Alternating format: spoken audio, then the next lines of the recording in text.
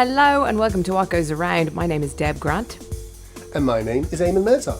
And on this week's show, we have Marshall Chess. I was intending to do a very short interview about his new release, and instead we chatted for nearly an hour, and he was a fountain of amazing musical information. So you're going to love this interview. It's one of my favourites we've done. Yeah. With Chess and with me, and what I observed growing up was, as the black people started making money, the black culture started making money and is expanding all across America, new markets opened up. So that it wasn't just rock and roll and blues. We discovered a jazz market. We had all the black comedians. Then gospel. We had Aretha Franklin's first album. Oh, yes. Because her father he had the first sermons. We must have sold 1,078 RPM sermons over 5 years from one radio, a large, what they call the clear channel radio station in the South. Because there wasn't TV churches or any of those things. There weren't even churches through the South in those small towns. Now they were getting sermons on records, Amazing. And then the comedy on records, because there definitely weren't comedy clubs in the Deep South. And you wouldn't hear any of that sort of comedy on the radio at all, would you? No. And then, of course, in 1967, I convinced my family to let me start a label called Cadet Concept. Yes. And that was going to be a psychedelic, that was the beginning of that whole Woodstock psychedelic era. And I did. I got very lucky. I had with the Minnie Riperton, the first album, Rotary Connection with Minnie Riperton, and Electric Mud with Muddy Waters. And by 1969, I had 3 or 4 albums on the charts.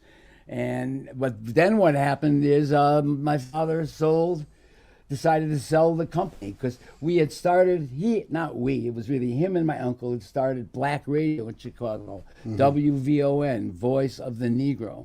And it became, of course, like Chess Records, a hit.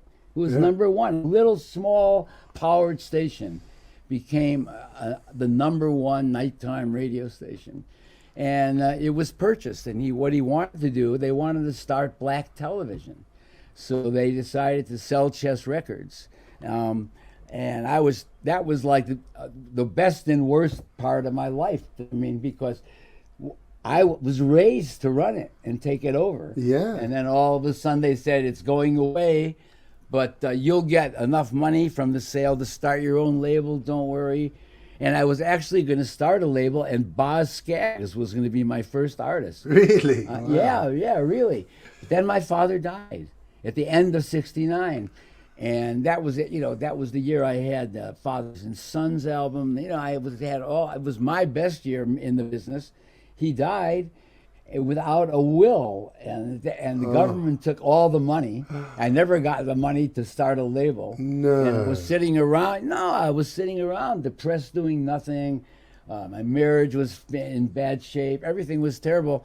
And I got a call from a guy named Bob Krasno. He owned a label called Blue Thumb. And later on, he became the president of Elektra Records years later. But he said, Marshall, I had known him for years. He said, Marshall, I heard the Rolling Stones are looking for a new manager, a new label. They're done with Decca and Alan Klein. Let's do something together. And I didn't really want to work with anyone. My ego's big now, I guess, but it was much bigger then, way big. Well, with good reason, you did all right, didn't you? Yeah, at least I could say that, with a smile on my face. But I said no. I said, give me Mick's number, and that's how that started. Wow. I flew over. I talked to Mick Jagger, and we decided he introduced me to all his financial people, and we started Rolling Stones Records. And of course, they would know all about Chess, because they were absolutely besotted by that label, weren't they? They got their name from Lee Waters' record, Rolling Stone, Oh, yeah, they definitely, I had known them in 1964, their manager, Andrew Oldham. Well, if someone with I set up the Chess European. That's another thing I did. I really helped spread it in the UK with Pi Records, with Marble Arch, discount. That was the idea. Put it out cheap. That first few years, we put all the Chess stuff on Marble Arch just to get all these guys out there. Then we started Chess. So I was very involved coming to the UK back and forth. I knew about the Stones and the Animals and the Yardbirds. And I knew they were enamored with Chess. And I used to go on radio. It was a disc jockey called Mike Raven then. I'd go on his show on BBC, talk about the blues and stuff back then. So then in 1964, my uncle said, there's a guy with a foreign accent on the phone. So anyone with a foreign accent got switched to me. So it was Andrew Oldham. He said, look, we're doing our second tour of America. I'm the manager of the Rolling Stones. Could we record in Chess Studios? That's our dream. Fantastic. Well, we never let outside people then. And I said, I'll talk to my family. And I convinced my family, let's do it. They're playing our songs. They had already done Mona, and they'd done 3 or 4 songs, so I said, come on, let's do it. We'll get the songwriters to come by. And they came to Chicago. And of course, that was like, that was an interesting experience. I mean, they came there for I think 4 days. Actually, that's where they did the first version of Satisfaction. And then they finished it in LA. And they even named an instrumental after our address, 2120 South Michigan. I think that's one of their own instrumentals. Amazing. So that's how I met them. And then, of course, and then when I went to London, Mick said to me, well, Keith lived down the street on Cheney Walk, down the road. He said, tonight we're going to our rehearsal room on the East End. Come with us. Go see Keith. And then I walked down the road, and we knocked on Keith's door, and some guy, his houseman or whatever it was, an Italian guy answered.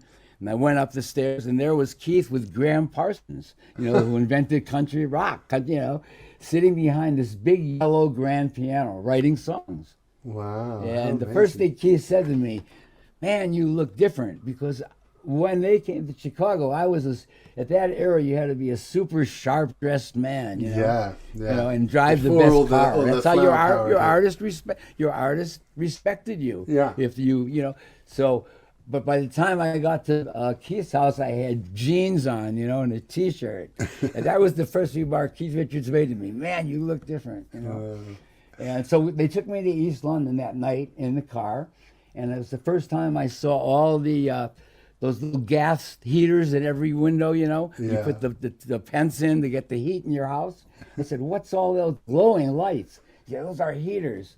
And then we got to the a basement cellar studio in this old building, and what was on the wall? My poster of Electric Mud. Wow. So I knew that was Omen. That was an omen. Yeah. And then we made within a couple of weeks, so we had a deal, and that we founded Rolling Stones Records, and that the first album was Sticky Fingers. And, what a first record to pull out the bag, by the way. Exile on Main Street, and I just loved it. I was in heaven. Yeah.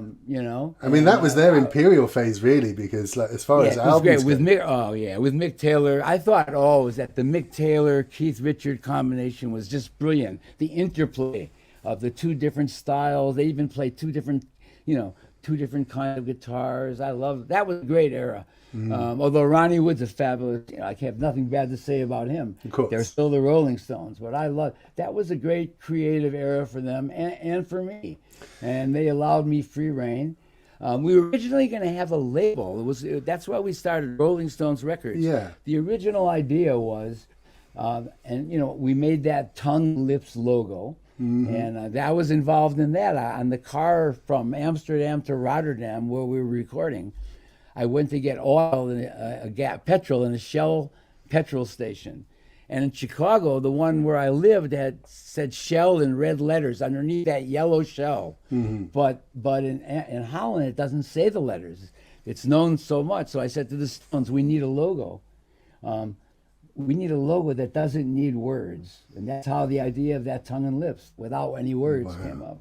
That one idea must have, I don't want to talk money, but let's talk money. Just that one idea, that must have, sparked a $1 million industry in its own. It wasn't me. I didn't design the tongue and the lip. No, but the idea to do it, do you know what I mean? The idea we were ahead of our time. My dad used to always say with all those psychedelic albums, being ahead of the time is being behind time, You have to be on time. But yeah, we were ahead of our time and with that. And that was it was great. And we were going to sign other artists. In fact, we were talking to Jimi Hendrix who was going to be Really? free on contract outside of the U.S. So he was going to be hopefully the next artist. And then we would give him his own logo. And we wanted to see, that was the idea of the label, to sign Yeah. stars who were tired with the major labels as their contracts expired. Give them their own special thing, their own special label, because we saw the beginning of merchandising. We knew that was coming, you know. Yeah, and again, you know, that period, a lot of people won't know about this, but you know, the psychedelic era in many ways was at odds with what had come before with rock and roll and stuff. But you, especially with the Cadet label, you kind of were instrumental in merging those two. Tell us a little bit about Electric Mud and what you did with those albums with Muddy Waters and Howling Wolf. What happened is, I mean, I got my idea for Electric Mud was, you know, it began when we did one of our first blues album was Muddy Waters live at the Newport Jazz Festival. Mm-hmm. And this is the beginning of the album era. We knew it wasn't a black market because they didn't have players. They didn't have record players. It was the beginning of the 33 player. You know, only people with, you know, more affluent people had this record players and systems. So all of a sudden we started getting sales from Boston on that album. And we realized, you know, that, God, it's white people buying blues albums. Wow. So, wow, Marshall, you know, you're the one. Start putting together blues compilations for this new white market. So basically, I had all this early experience of putting together. I had the folk blues series, the real folk blues, super blues. I kept making these compilations, aiming them at the white market, because at the same time, in America, this kind of alternative radio was beginning. So you could get airplay and exposure. And music festivals, and the Woodstock Festival came, and then the Atlantic, and this whole new generation of, you know, pot-smoking, long-haired, rock and roll people, and then the psychedelic wave hit with the LSD and the mushrooms, and I was part of that era. I mean, I went to see Tim Leary. Bob Dylan opened up for him, wearing white robes, you know. I mean, this is the early part. What I would give to have been at your side during all this. Amazing. Yeah, well, you know, I just was part of that era. It was my era, you know. And I had the key to the studio. And Muddy Waters was like a grandfather to me. He used to call me his white grandson, you know. I knew him. I mean, him and my father were really friends. They both would say that without each other, they both wouldn't have made it. You know, Muddy would say, you know, your dad made me and I made him. And I would say, yeah, you know, those were the first big hits we had, and his first big taste of success, you know. Yeah. So blues was not selling to black people anymore. They were getting into Motown, R&B, soul music was starting. Mm-hmm. And I said, look, I want to do this. I've got this idea. I want to put together, I knew, again, like same way I put together this new album band. I knew a handful of the top young black avant-garde musicians at that time, and I put the word out. And I ended up putting together this great band of, you know, young black musicians. Pete Cozy, who later played with Miles Davis, Maurice Jennings with Ramsey Lewis. These were like great musicians, where it all starts. I had already learned my lesson from my family about that. And I picked the songs, and I picked the songs, and I told Muddy, you know, this is my idea, trust me, because this is a way for you to make some money, and there's a whole new market out there. Mm-hmm. And my family was very intent on, you know, my job was to push our product to this new market, you know. That's really what I'm doing now. You got the support. You got the support to actually try and push things forward, yeah? Yes, because I said this the other day to someone, and I realized that I never thought of it. One of the great perks of being a record producer, especially a record man, is you get used to failure.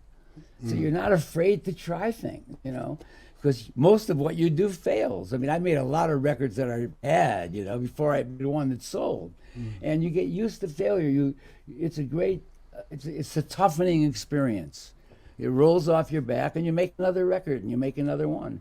So yeah, I had the support of my family. Although my father would sometimes, he'd say, "Man, that's he said, I don't know, too much." They'd make jokes about it. Yeah, I mean, it must have been confusing to them. But Muddy Waters became the biggest selling Muddy Waters blues album we ever had. Quickly. Yeah. And then a nightmare happened. After like 3 months, the album exploded. I remember we shipped like 150,000. That was a lot. I mean, blues albums, if you shipped 10,000 back then, This was big. It broke on the white radio. I drove across country visiting all those alternative radio stations, and they put it right on, And Rolling Stone magazine, which was the Bible of that generation at the time, it's when it was like a newspaper before it was, some guy wrote an article saying the worst blues album ever made. And half the airplay stopped overnight. And, and then, that changed it. Years later, recently, some article, the same writer wrote, it took him 40 years to love it. He loves it now. So, he admits it. You got him in the end, Marshall. Well, it was my father's thing. Ahead of your time or behind, it's the same thing. If you're too far ahead, people aren't going to like it. Yeah, but I mean, so you've done that. So you've grown up in chess, and then you've been part of this psychedelic revolution, and you're working with the Rolling Stones, and that continues on. Minnie Riperton, all these amazing artists still coming through. Now, all that's a lot of progression already. But when hip hop came along, this is a completely different animal, isn't it? Because, like you say, it was the start of all this sampling and using old records to make new records. And that was controversial, wasn't it? How did you first get hold of hip hop? When was it just... Because I went to Sugar Hill to buy the chess catalog. Was it literally that, yeah? Yeah. And then I went to work there. I drove there every week. I had 2 people working for me, putting together these albums. I got exposed to it. I was there when they created these classics, White Lines, The Message. I was there when that all happened. What did you think of that? Because that was so different. I loved it. No, because to me it was the new version of the blues. Yeah. It was street poetry again, just being put out with a different beat. The names even were the same. Muddy Waters, Grandmaster Flash, Big Daddy. You know what I mean? There was a similarity of generations, a similarity of spreading street. That's why I say it's like poetry. It's spreading stuff from the street to the public.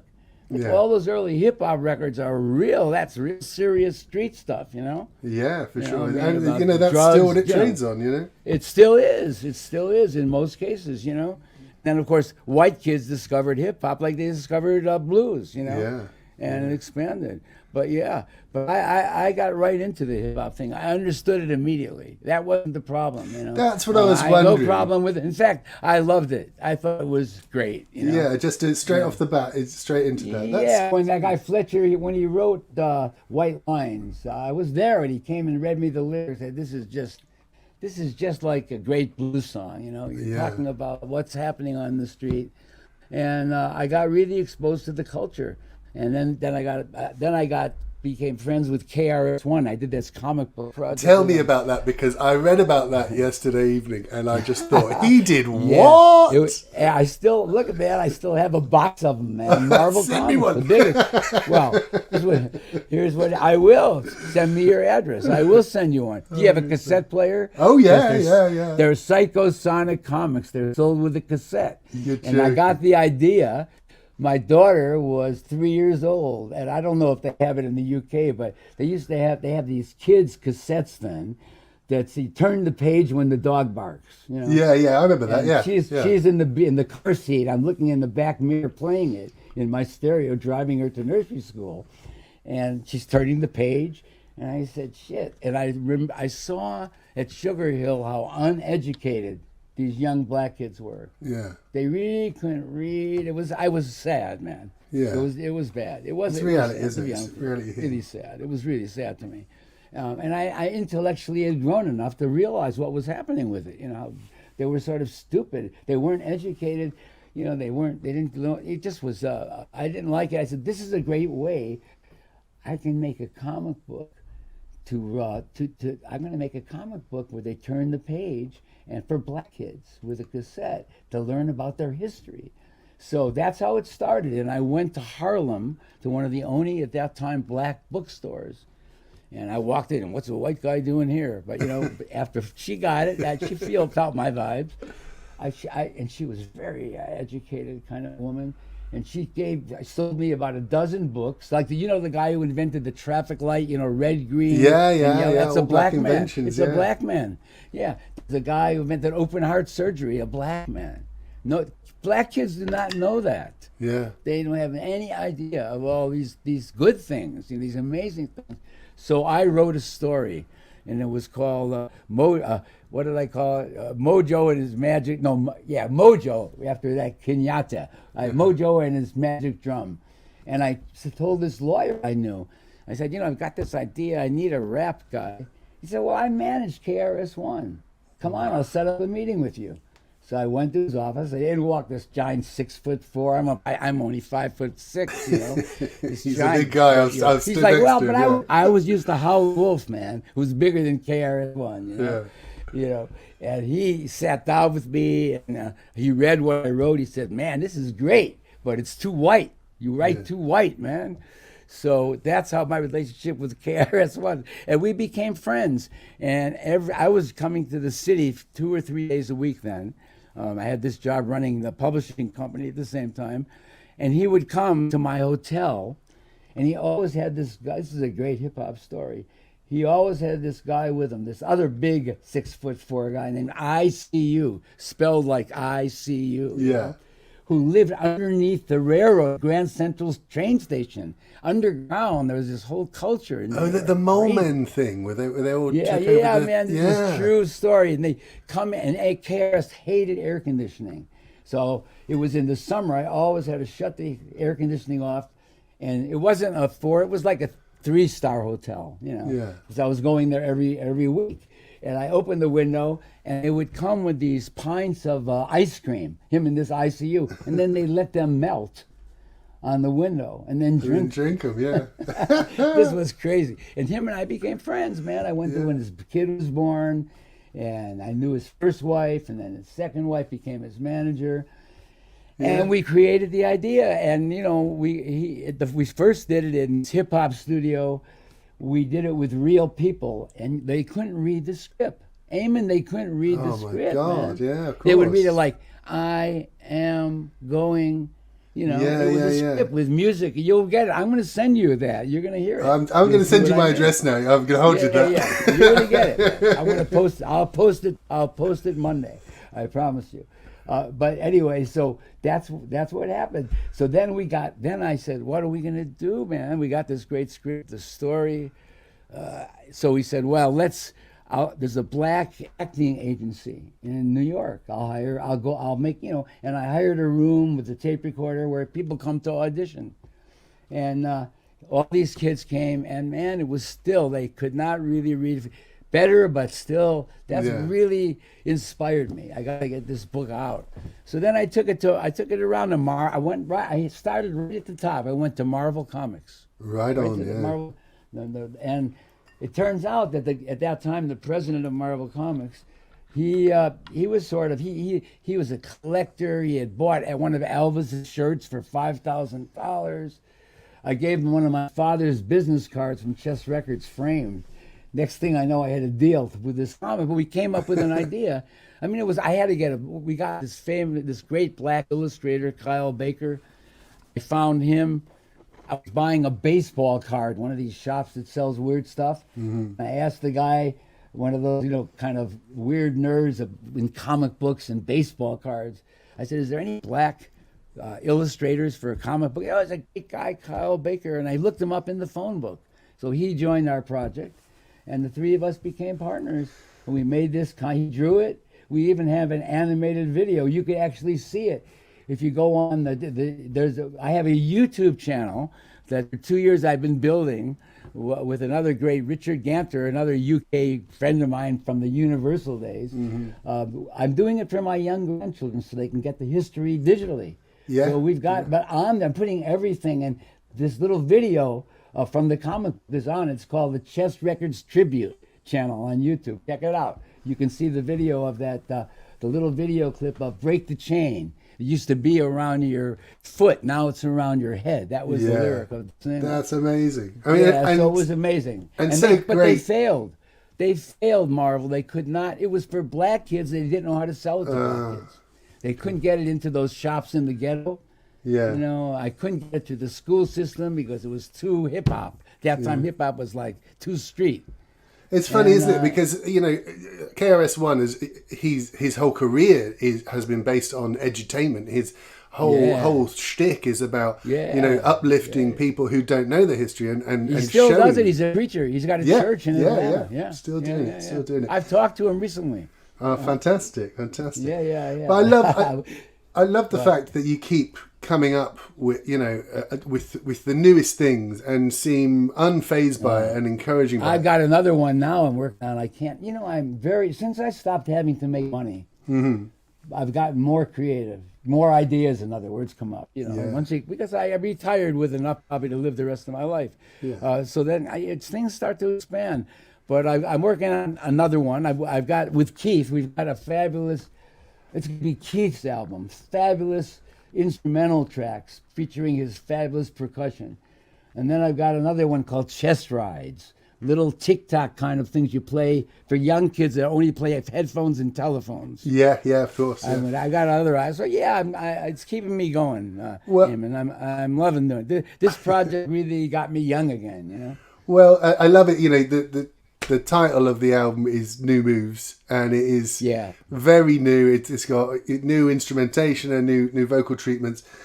You yourself keep making these new moves. You're 81. And you seem to have twice the energy I've ever had.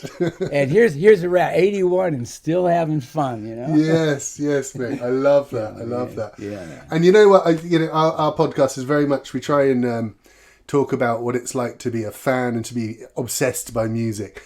And if ever we've chose the right guest, it's definitely you today, because everything you've said from your very earliest sort of memories of growing up around Chess, right up to now, you know, at 81, you've still got that fire burning in you. And that, for me, is just wonderful to hear, Marshall. Yeah, and it's great that you're doing what you're doing. And, you know, you're part of the... Guys like you are what keeps me going, you know? Because I need the outlets, man. I need the promo. Well, listen, I'm a record man. You know? You are indeed. I could quite happily talk to you for another hour or two, I'm sure.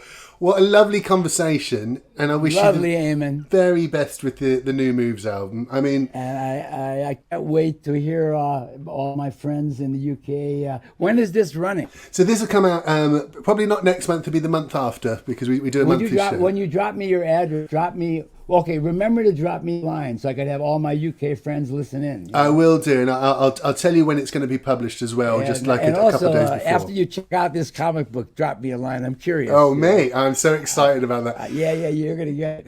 Marshall, all right, I feel genuinely uplifted. That was a really lovely conversation. I do too. No, I do too, man. I'm sitting there with a big smile. It's 7 a.m. Beautiful. And I haven't even had my coffee yet. So there you go. Go and have your cup of coffee, and thank you so much for talking to What Goes Around today. All right, Eamon. Good. Nice to talk to you. You're a star. Cheers, Marshall. My baby long and tall, shaped like a cannonball. And every time she loved me, oh, I could hear me squall, crying. I believe I changed my mind. She said, I'm so glad I'm living. Baby, I'm so glad you're mine.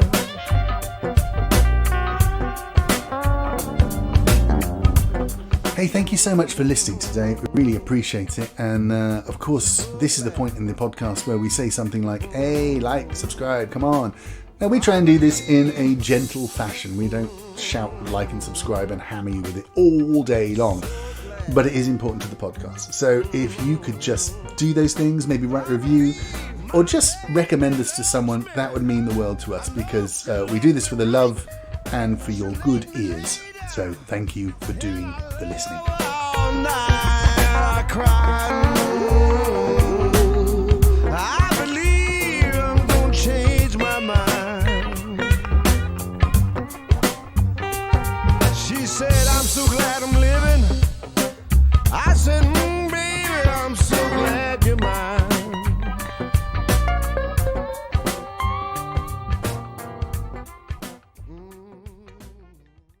My baby give me a high temperature, yeah. My baby give me a high temperature. 101 when we kiss and dance.